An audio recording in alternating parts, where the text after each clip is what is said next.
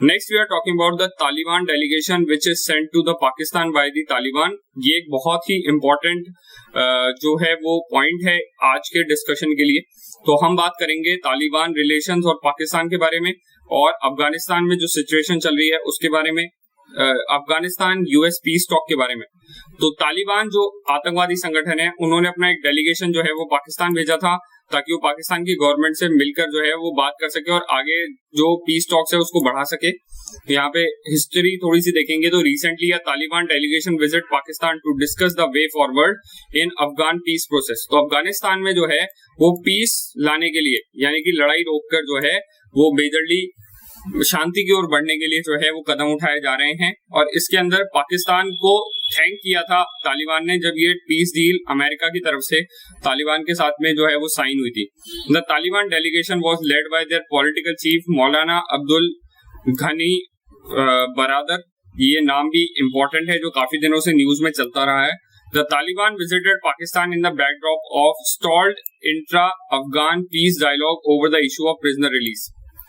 तो यहाँ पे थोड़ा सा बैकग्राउंड हम देखेंगे और अफगानिस्तान का मैप भी हम देख लेते हैं ताकि हमें थोड़ी सी पिक्चर क्लियर हो कि यहाँ पे क्या चल रहा है। तो आप देखेंगे इंडिया के नॉर्थ की तरफ में यहाँ पर अफगानिस्तान के साथ में इंडिया की बाउंड्री लगती है, और वहीं पे आप देखेंगे कि Afghanistan is a landlocked country which is a neighbour to India. Afghanistan और पाकिस्तान के बीच में जो बाउंड्री लाइन है इसको दुरंद लाइन के नाम से भी जाना जाता है। This is known as the Durand line. And Durand line जो है वो एक ट्राइबल बेल्ट से होकर गुजरती है, ट्राइबल एरिया से वो गुजरती है, जहां पर बहुत सारे अफगान ट्राइब्स जो हैं वो रहती हैं, और इन अफगान ट्राइब्स का बॉर्डर के दोनों तरफ आना और जाना लगा रहता है। इस वजह से इस एरिया के अंदर पाकिस्तान और अफगानिस्तान के रिलेशंस थोड़े से खराब रहे थे। वहीं अफगानिस्तान के अंदर एक आतंकवादी संगठन है जिसको तालिबान के नाम से जाना जाता है, जिसको शुरुआत में पाकिस्तान ने स्पॉन्सर किया था ताकि, या पाकिस्तान ने इसको बनाने में हेल्प की थी, अमेरिका ने इसके लिए फंडिंग प्रोवाइड की थी, और ये आतंकवादी संगठन तालिबान अफगानिस्तान के अंदर लोग भेजकर वहां की सरकार को डिस्टेबलाइज कर रहा था, क्योंकि वो सरकार रशिया की तरफ से या यूएसएसआर की तरफ से स्पॉन्सर्ड थी, या उसका हेल्प रशिया कर रहा था। तो उसको डिस्टेबलाइज करने के लिए इन्होंने तालिबान आतंकवादी संगठन बनाया और उसको अफगानिस्तान के अंदर भेजा। आज कंडीशन ये है कि मेजॉरिटी ऑफ द एरिया, सिर्फ कैपिटल एरिया के आसपास या कैपिटल जो काबुल है उसके आसपास के रीजन को छोड़ के बाकी majority of the reasons of the Afghanistan are under the control of Taliban fighters. अब तालिबान से फाइट जब हुई है शुरू, तो यहाँ पे अफगानिस्तान फोर्सेस जो है वो तालिबान से बहुत टाइम से लड़ती आ रही थी, बट तालिबान ने एक अटैक किया 2001 में अमेरिका में ट्विन टावर्स पे, पेंटागन पे अटैक किया और वर्ल्ड ट्रेड सेंटर्स वगैरह को गिरा दिया था।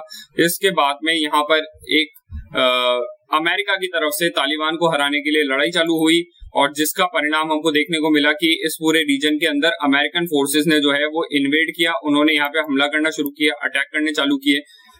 ओसामा बिन लादेन मारा गया।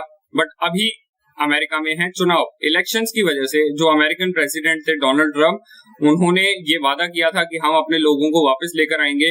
तो उनका पूरा इंटेंशन था कि किसी भी तरीके से अफगानिस्तान के अंदर कुछ भी चले, हमें उससे फर्क नहीं पड़ता, हम अपने लोगों को वापस लाएंगे। तो इसी के लिए क्या करने की जरूरत है? इसके लिए ये करने की जरूरत है कि जब अफगानिस्तान में से अमेरिकन फोर्सेस पीछे हटेंगी तो तालिबान को एक तरीके से जगह मिल जाएगी कि वो अपने पैर पसार सके, इस पूरे एरिया में जो बचा हुआ एरिया भी है उसको कंट्रोल कर सके।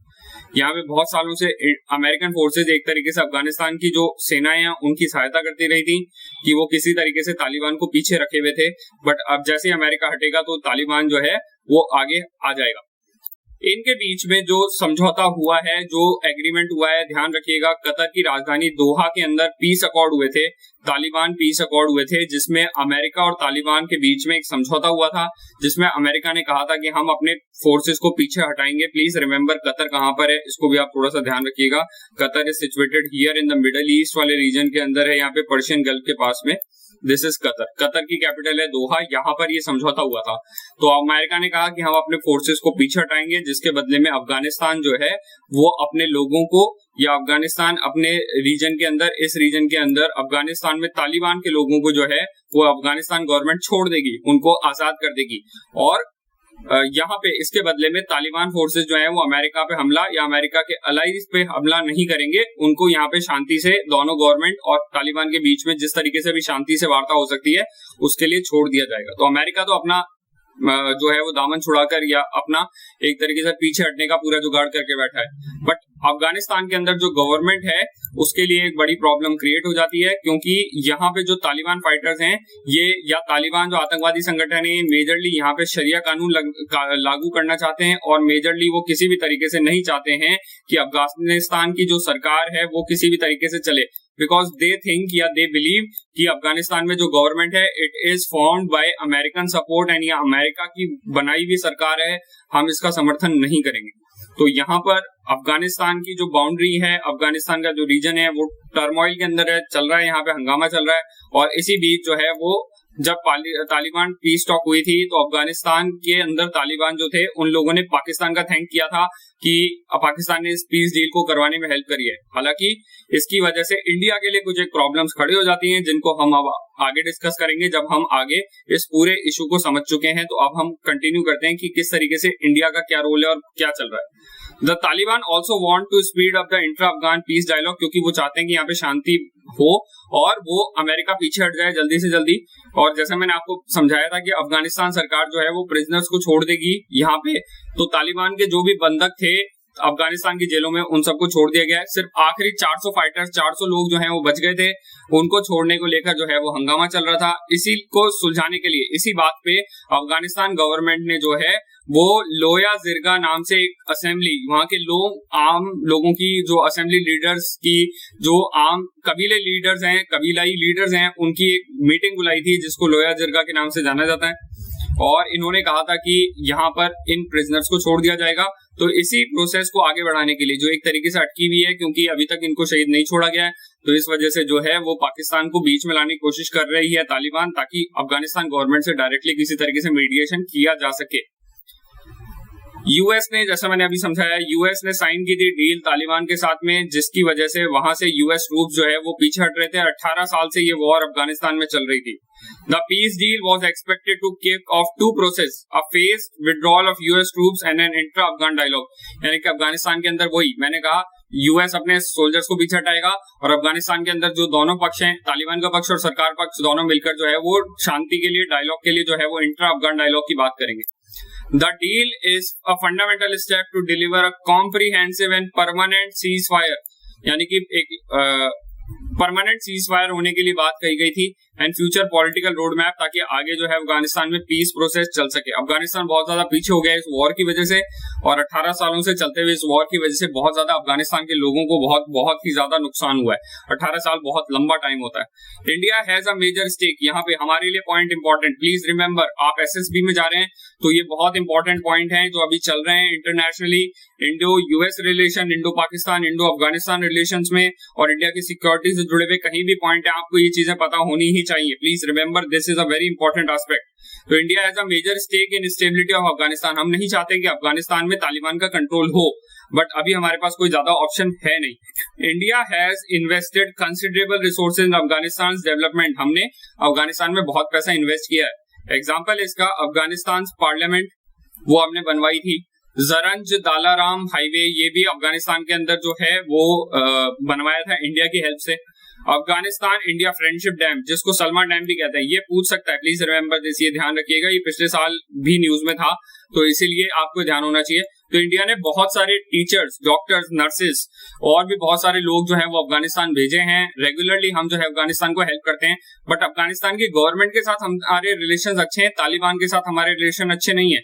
हमारे लिए क्या प्रॉब्लम है, इंडिया जो है वो फेवर कर रहा है कि किसी तरीके से अफगानिस्तान में जो प्रेजेंट गवर्नमेंट है वो चलती रहे और वो इन पावर रहे, which it considers a strategic asset विज़ Pakistan. यानी कि अगर अफगानिस्तान में रेगुलरली गवर्नमेंट हमारे सपोर्ट में रहती है तो पाकिस्तान के लिए एक प्रॉब्लम है, क्योंकि अफगानिस्तान और पाकिस्तान के रिलेशंस गवर्नमेंट वाइज अच्छे नहीं है।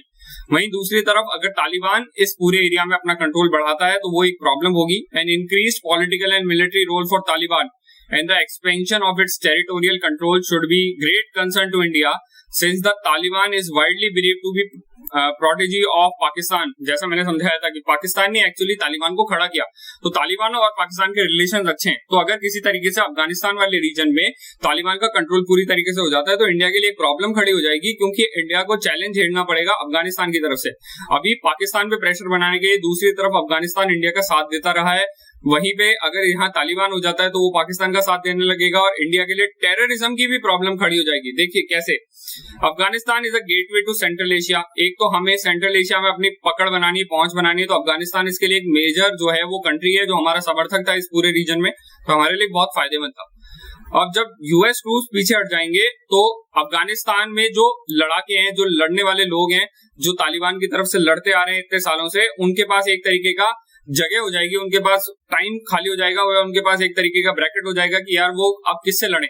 तो वो जहां तक हो सकता है कि जो एंटी इंडिया टेररिस्ट ग्रुप्स हैं, है ना, जैसे लश्कर ए तोयबा, जैश ए मोहम्मद, इस तरीके के आतंकवादी संगठनों से जुड़ सकते हैं, उनको हेल्प प्रोवाइड करा सकते हैं। और यहाँ के जो अफगानिस्तान में जो अमेरिका से लड़ रहे थे तालिबान फोर्सेस, वो लोग अगर इंडिया की तरफ या जम्मू कश्मीर की तरफ ना रुख करते हैं तो इंडिया के लिए एक बड़ी मेजर सिक्योरिटी थ्रेट खड़ी हो सकती है। तो this is going to be a major issue for India and Indo Afghanistan relation, Indo Pakistan relation. तो ये आपको पता होनी चाहिए कि अफगानिस्तान में क्या चल रहा है, specially for those who are going for SSB interviews. This video is a part of daily live current affairs series. You can join me live every day at 10 p.m. Please like, share and subscribe. Thank you.